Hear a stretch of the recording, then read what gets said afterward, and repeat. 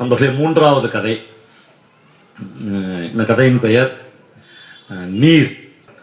ஒரு நாள் காலையில், அது ஒரு மே மாதம் அல்லது ஜூன் மாதம் என்று நினைக்கிறேன், நான் என் வண்டியில் எங்கள் நிலத்துக்கு போகிறேன். மழை பெய்து லேசான தூறல் விழுந்து முடிந்திருக்கிற ஒரு மாலை நேரம், ஒரு அதிகாலை நேரம், ஒரு 6:30 மணி இருக்கும்.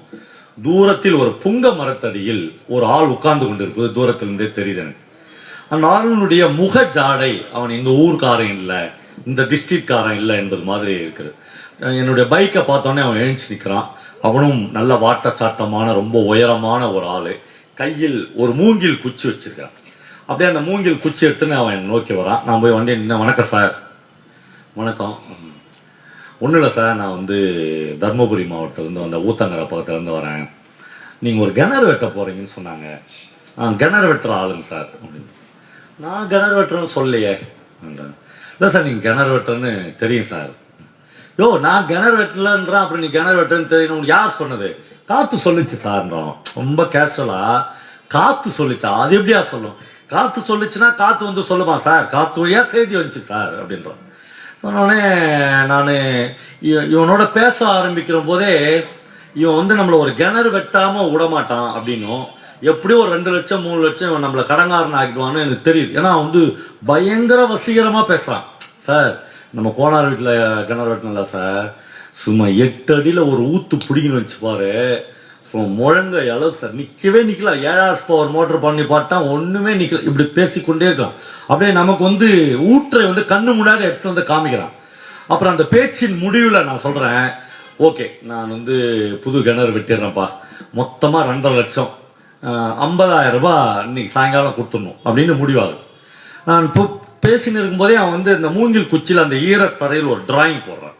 அது பிளான் பண்ண டிராயிங்ல அப்படி பேசினே பேச. அப்புறம் சொல்லு சார், தவணை 50,000 கொடுத்த சார், எங்ககிட்டே எல்லாங்க சார், மிஷினுக்குது, ஆளுக்குது, பொம்பளைகிறா அப்படியே சொல்லிக்கொண்டே இருக்கிறான். பார்த்தா எங்கள் கிணத்தை அவன் ஸ்கெட்ச் பண்ணி காமிக்கிறான். இந்த கிணறு தான் நான் வெட்ட போகிற கிணறு அப்படி. பயங்கர ஒரு மேஜிக் மாதிரி எல்லாம் முடிஞ்சு நான் வீட்டுக்கு வேறு எதுக்கோ எங்கள் வீட்டில் வைத்திருந்த ஒரு 50,000 ரூபாயை எடுத்துன்னு அவங்ககிட்ட போகிறேன். போய் எல்லாம் பேசி அவங்ககிட்ட 50,000 ரூபாய் கை மாறுகிறது. உடனே அவன் சொல்கிறேன், ஏன்பா காசு வாங்கிட்ட எப்பப்பா ஆளுங்க வருவாங்க? மத்தியானத்துக்குள்ளே பார் சார் அப்படின்றான். நீ போ, நான் பார்த்துக்கிறேன். ஒரு ஈரானிய படத்தில் அப்படி அந்த வயல்வெளிகளில் பொம்பளைங்க ஆம்பளைங்களாம் வருவாங்கல்ல, அந்த மாதிரி காட்சியோடு ஒரு சாயங்காலத்தில் பார்த்தா ஒரு 17-18 பேர் நடந்து வந்துருக்கிறாங்க. பயங்கர அந்த காட்சியே என்னால் தாங்க முடியாத ஒரு இடமா இருக்கு. இவன் என்கிட்ட காசு வாங்கினவன் 2 ஆட்டை இந்த பக்கம் பார்த்து ஒரு ஆடு, அந்த பக்கம் போட்ட ஆடு, 4 காலையும் அப்படியே வரைச்சி பிடிச்சிங்கன்னு அப்படி நடந்து வந்துருக்கிறான். என் 50,000 ரூபாய் டக்குன்னு 2 ஆடா மாறிக்குதுன்னு தோணுச்சு நம்மளுக்கு. உடனே வரும்போதே சொல்கிறான், என்னையா நீ கிணறு வெட்டுறன்னா ஆடு பிடிச்சின்னு வர? என்ன சார் பேசுகிற? முதல்ல கெடா வெட்டி ஒரு பலி கொடுத்து கறி துண்ணு, அப்புறம் தான் சார் ஆரம்பிக்க முடியும் அப்படின்றான். சார் ரைட் அப்படின்னு போயிட்டேன். சார், எங்கே போனாலும் சரி ராத்திரி இங்கே வந்துரு, உங்கள் வீட்டுக்கு பங்கு கறி வரும் அப்படின்றான்.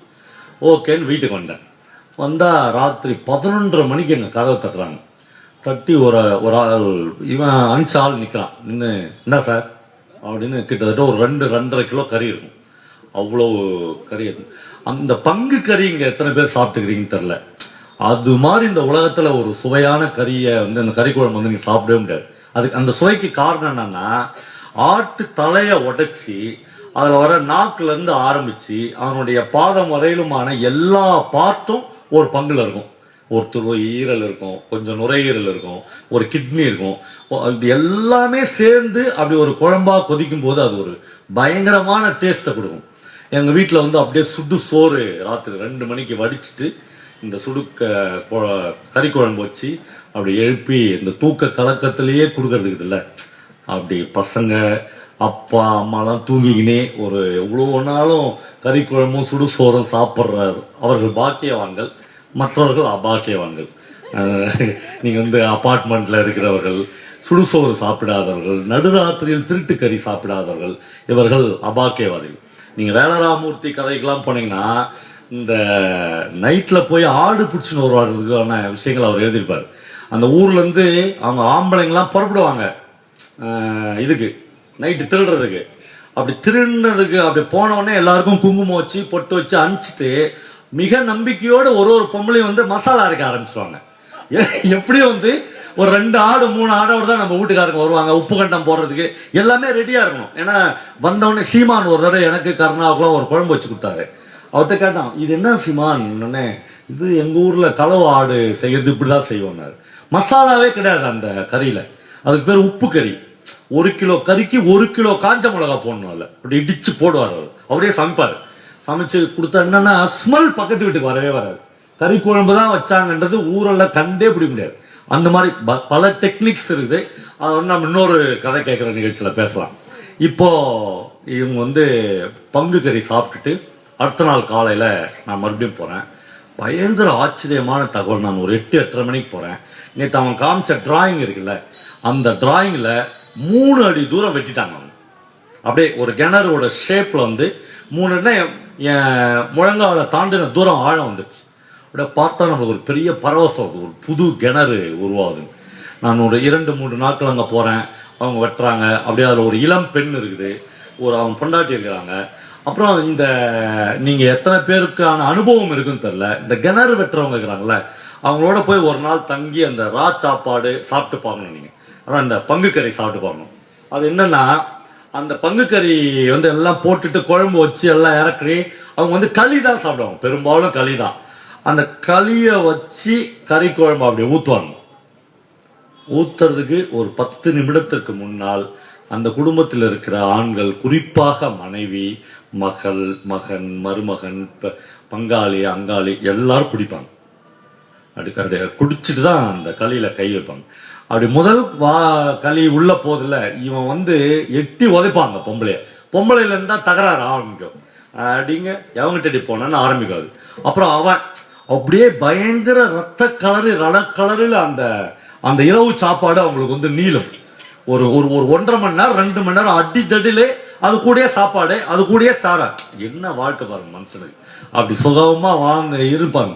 ஆனால் அடுத்த நாள் காலையில இந்த எந்த தடயமும் இல்லாமல் வேலை நடக்கும். அவங்க வந்து அந்த கிணறு வெட்டுற வேலையை ஆரம்பித்துப்பாங்க.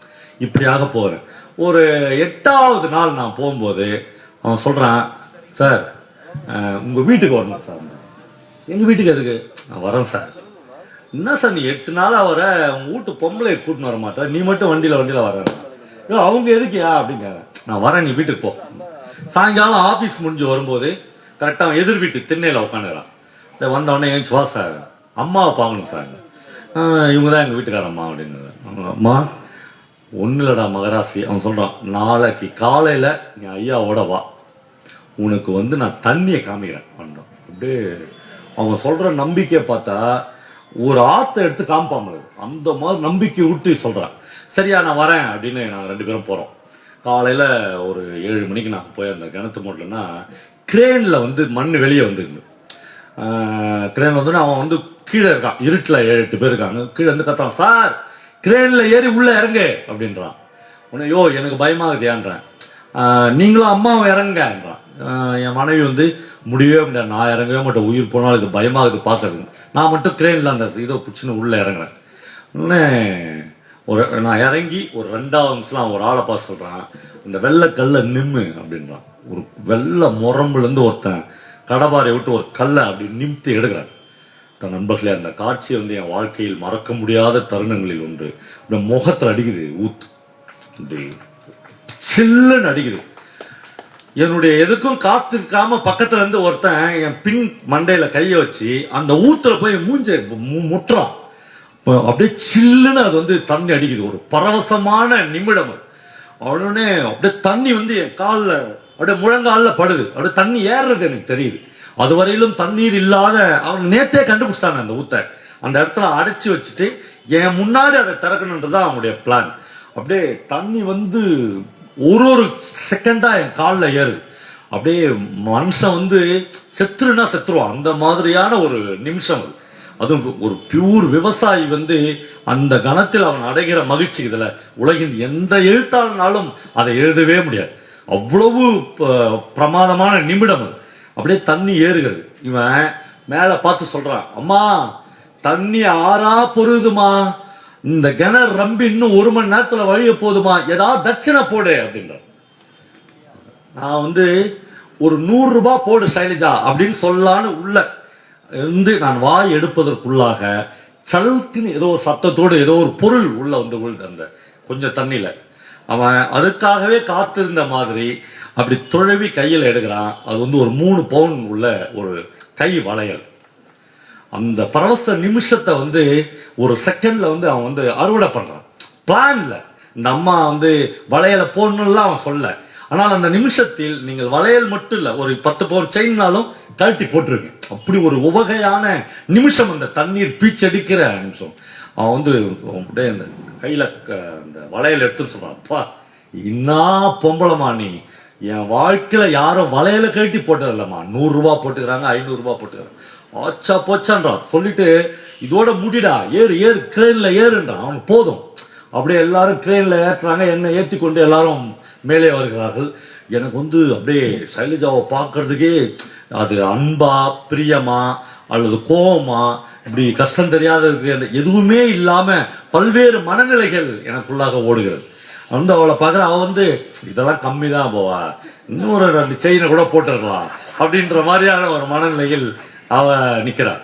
அப்படியே நின்ன உடனே நான் வந்து பைக்ல 2 பேரும் திரும்பி வரோம். எங்க வீட்டுக்கு வருகிற வரையில் 2 பேரும் ஒரு வார்த்தையும் பேசிக்கொள்ளவில்லை.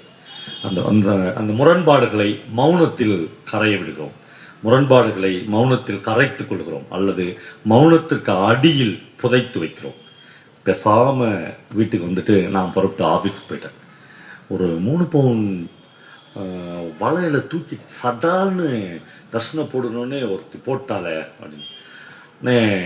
அடுத்த நாள் நான் மறுபடியும் அவன் கிட்ட போகிறேன். அவன் சொல்கிறான், சார் ஒரு கணக்கு போடு சார், மறுபடியும் இன்னொரு அட்வான்ஸ் வேணும்ன்றான். 50,000 கொடுத்ததோட சரி, இன்னும் 1,00,000 ரூபாய் அட்வான்ஸ் வேணும். அப்படியே கணக்கு போட்டு போட்டு என்னோட காசே வாங்குறான். இன்னும் பார்த்தால் அவன் எனக்கு 75,000 ரூபாய் தரணும். அப்படி முன்கூட்டியே எல்லா காசும் வாங்கிட்டான். அப்புறம் வெட்டினேங்கிறாங்க. இப்படி பண்ணி கொண்டு இருக்கும் போதே நண்பர்களே, உங்களுக்கு தெரியும், கிணறு வெட்டின பல நண்பர்களுக்கு தெரியும், இந்த இடத்துல கிணறு வெட்டின்னு இருக்கும்போதே அவங்க ஆள் ஒருத்தன் வந்து வேற ஒரு இடத்துல போய் காசுலாம் பேச ஆரம்பிச்சிருவான். பேசி அங்கே ஒரு 50,000 60,000 அட்வான்ஸ் வாங்குறாங்க. அதெல்லாம் உங்களால் அந்த இடத்துக்குலாம் ரீச் பண்ணவே முடியாது. நீங்கள் வந்து அப்படியான விஷயங்கள்லாம் நடந்துனே இருக்கும். ஒரு நாள் காலையில் வந்து நான் வந்து அந்த நிலத்துக்கு போகிறேன். போனால் அவர்கள் அந்த நிலத்தில் இருந்ததற்கான ஒரு சின்ன தடயம் கூட இல்லை. அவங்களுடைய பாத்திரம் இல்லை, அவங்களுடைய அடுப்பு இல்லை, அவங்களுடைய கொட்டா இல்லை, எதுவுமே இல்லை. அப்படியே பிளைனாக எங்கள் நிலம். அவன் எனக்கு 60,000 70,000 மேலே தரணும். எங்கடா என்னடா ஆச்சு அப்படின்னு ஒரே மனக்குழப்பமாக இருக்கிறது. கதையை ஒரு இடத்துல மிஸ் பண்ணுறேன், சாரி நண்பர்களே. நான் வந்து ஒரு நாள் காலையில் எங்கள் நிலத்துக்கு போகிறேன். போனால் இரவு நடந்த ஒரு கலோபரத்தை எங்கள் நிலத்தினுடைய மாமரம் எனக்கு ஒரு கதையாக சொல்லுகிறது. எங்கள் மாமரம் ஒரு கதை சொல்லியாக மாறி ராத்திரி ஏன் மரத்தடியில் என்னென்ன கூத்து நடந்துச்சு தெரியுமா என்று எனக்கு சொல்ல ஆரம்பிக்கிறது. என்னன்னா, நடுராத்திரி 2 மணிக்கு அவன் போய் ஒரு டெம்போவை கூட்டின்னு வந்துடுறான், ஒரு டாடா ஏஸை கூட்டின்னு வந்துடுறான். எல்லாரையும் டாடா ஏஸில் எழுப்பி ஏற்றுறாங்க. எல்லா பொருள்களையும் தொடச்சி ஏற்றுறாங்க. அவ்வளோதான். அவங்க வந்து எஸ்கேப் ஆயிட்டாங்கன்னா உங்கள் வாழ்நாளில் நீங்கள் அவங்கள பிடிக்கவே முடியாது. அவங்க கண்ணுதலில் இருப்பாங்க. திருக்கோயிலூர் பக்கத்தில் ஒரு வீட்டில் போய் ஒரு ஊரில் கிணறு வெட்டின்னு இருப்பான். நீங்கள் போய் ஆள் இட்டுன்னு போனீங்கன்னா திருக்கோயிலூர் ஸ்டேஷனில் போய் கம்ப்ளைண்ட் கொடுக்கணும். அந்த 60,000 ரூபாய்க்கு நீங்கள் வந்து ஒரு 6 லட்சம் செலவு பண்ணணும். அதனால போனால் சனியன்னு விட்டுருவீங்க. நீங்கள் அவங்க எஸ்கேப் ஆகி போயினே இருப்பாங்க. அடுத்தது இதையும் நீங்கள் உங்களுடைய செலவு கணக்கில் வச்சுக்க வேண்டியதுதான். அந்த மாதிரி எல்லாரும் அந்த வேனில் ஏறிடுறாங்க. எல்லாரும் ஏறின பிறகு அவன் போய் பார்க்குறான், ஒரு ஆள் குறையுது. வேனில் எல்லாம் ஏறிட்டாங்க. யார் அந்த ஆள் அப்படின்னு பார்த்தா அவனுடைய மகள். அந்த பொண்ணு கையில் தான் அந்த வளையல் இருக்குது. அந்த பொண்ணு கல்யாணத்துக்கு தான் அன்றைக்கே அவன் அந்த வளையலை விடுவான். அந்த பொண்ணு எங்கடான்னு எல்லாம் தேடுறாங்க. இல்லை, பக்கத்தில் ஊரில் பக்கத்தில் ரோட்டுக்கு அப்படி வந்து எல்லாரும் எல்லாத்தையும் அலசி பார்க்குறாங்க. அந்த பொண்ணு இல்லை. இந்த பொண்ணு எங்கடான்னு இவன் தேடுறான். இல்லை, உடனே அடி ஒத அவன் பொன்னாடி வளர்த்துக்கிற நீ எவனை இழுத்துன்னு ஓடினாடி அது இதுன்னு உதவுது. எதுவுமே இல்லை. ஏதோ ஒரு ஃப்ராக்ஷன் ஆஃப் த செகண்ட்ல அவனுக்கு ஏதோ ஒன்று உந்தித்தல்ல ஒரு வட கைத்தை பிடிச்சின்னு சரசரன்னு அந்த நடுராத்திரில கிணத்துக்குள்ள இறங்குறான். கிணத்துக்குள்ள இறங்கி ஒரு ஒத்திக்கிச்சை கீழ்ச்சி பார்க்குறான். கிணத்துக்குள்ள பார்த்தால் ஒரு பொந்துக்குள்ளாக அந்த பொண்ணு ஒரு கோழி குஞ்சு மாதிரி உட்காந்து அப்படியே ஈர நடுக்கத்தோட உள்ள உட்காந்து உள்ளேயே அந்த பொண்ணை எட்டி உதைக்கிறான். ஊரை மெஞ்ச தேவடியா அங்கடி இங்கே உட்காந்துக்கிறேன்னு அப்படியே முடியை பிடிச்சி அந்த கைத்தோட கூட அப்படியே தூக்கின்னு மேலே வரான். அந்த பொண்ணு அடிப்பட்டதோ உதப்பட்டதோ நனைஞ்சதோ எதுவும் இல்லாமல் ஒரு வீராங்கனை மாதிரி வெளியில வந்து நிக்குது. அது மனசு வந்து பயங்கர தைரியமா இருக்கு. அப்படிலாம் ஒன்றும் இல்லை, நீ என்னை அடிச்சு விட்டு சாவம் அடிக்க முடியாதுறான்னு அப்படியே நிக்குது. அப்படியே நின்ன உடனே என்னடி ஏண்டி போய் கிணத்துக்குள்ள உட்காந்தங்க. அந்த பொண்ணு ஒரே வார்த்தை சொல்லுது, பா ஒரு பொம்பளை 3 பவுன் வலையில தூக்கி கிணத்துல போச்சுல்ல உனக்கு, அந்த குடும்பத்துக்கு நான் துரோகம் பண்ண மாட்டேன்பா. நீங்க எல்லாரும் போங்க, நீங்க எல்லாம் போங்க, ராத்திரியோட ராத்திரி போங்க, நான் ஒருத்தியா நின்று இந்த கிணத்தை வெட்டி கொடுத்துட்டு வரேன். அப்படி வெட்டப்பட்டதுதான் எங்கள் வீட்டு கிணறு.